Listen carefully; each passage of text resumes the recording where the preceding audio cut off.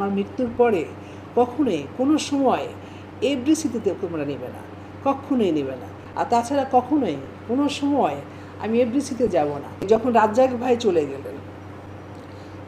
চলে গেলেন তাকে বাপ্পাকে কিন্তু বলে গিয়েছিলেন যে আমাকে এফডিসিতে আমাকে নেবে, আমি মরার পরে আমার লাশ কিন্তু নেবে না।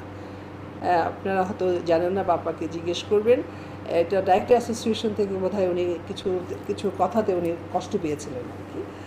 তারপর বাপ্পা দিতে চাইনি। পরে আপনার তথ্য মন্ত্রণালয় থেকে আপনার মন্ত্রী আসলেন, আমি তখন রাজ্জাক ভাইয়ের বাসাতেই ছিলাম।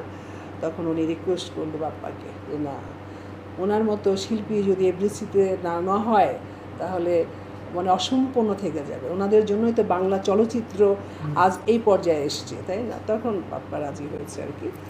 তো তখন থেকে আমি ফিল করেছি। আস্তে আস্তে চলচ্চিত্রের অবস্থা তো দেখেন কী অবস্থা, মানুষগুলো বদলে গেছে, মানে সব কিছু মিলিয়ে আমি তখন ভাবলাম আসলে তো তাই, এখানে তো কোনো সম্মান নাই, ইজ্জত নাই।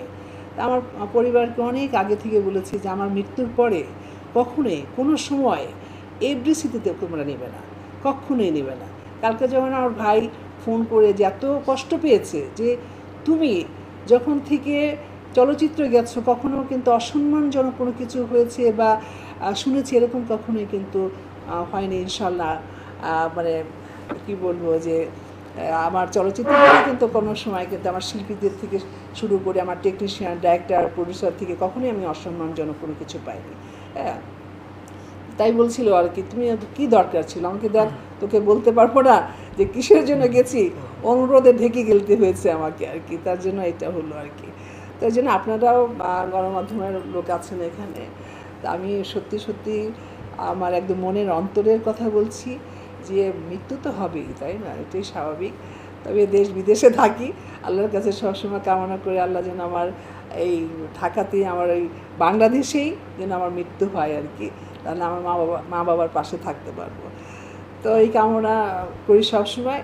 আমি আপনাদের মাধ্যমে জানিয়ে রাখলাম যে আমি মরবো, মৃত্যু হলে কখনোই যেন আমাকে এফডিসিতে না নেওয়া হয়।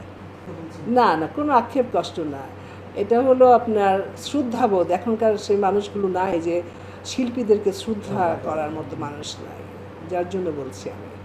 কেন নিবে না, যেখান থেকে আমার রোজিনা মানে করেন যে এই পর্যায়ে আসাটা, তাই না? সেখানে অবশ্যই তো আমার কর্মস্থানে সে যাবে ক্লাস। তা সেখানে যদি মনে করেন যে শ্রদ্ধাই না পাওয়া যায়, সেখানে যদি মনে করেন যে গেলাম ঠিক আছে চললো কোনো রকম, ওইটা তো চাই না, ওর দরকার নাই মনে করি না। আর তাছাড়া কখনোই কোনো সময় আমি এফডিসিতে যাব না, কারণ ওই অভ্যাসই আমার নাই, বুঝতে পেরেছেন? যেটা ফেলে দিয়েছি তো ফেলে দিয়েছি, ওটাকে আমি ব্রেনের মধ্যে কখনো রাখি না।